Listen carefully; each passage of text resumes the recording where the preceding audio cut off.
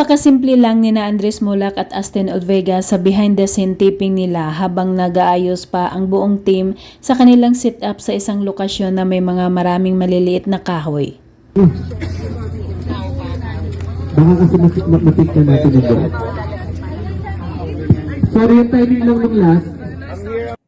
Tinakot si Astin ng isa nilang kasamahan na may hawak na malaking ahas at to the rescue naman si Andres para protektahan ang dalaga. Medyo napayakap pa ng konti si Astin kay Andres dahil sa takot nito.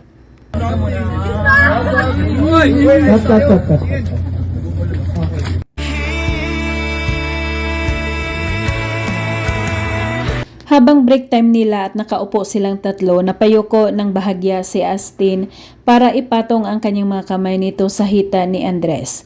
Habang may hawak naman ang binata ng kamera na kunwari nagpipicture ito.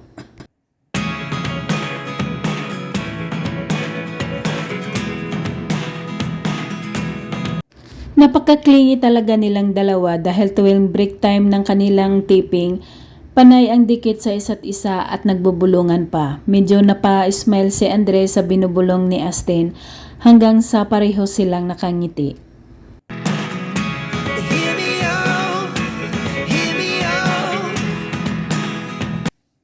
Super sweet naman ng Asdres. Nasa likuran ni Astin ang binata habang hawak-hawak nito ang kanyang magkabilaang ulo, na parang ginawang headset ang mga kamay ni Andres habang kumakanta ang dalaga.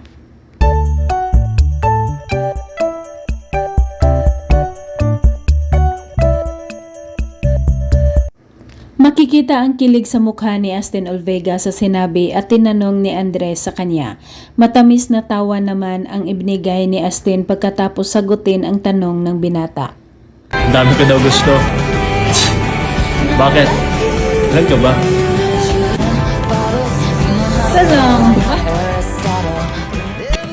Kahit super tangkad na lalaki ni Andres Mulak ay siyang kabaliktaran naman ni Astin na super ganda at cute kahit hindi masyadong matangkad, pero super bagay na bagay silang dalawa.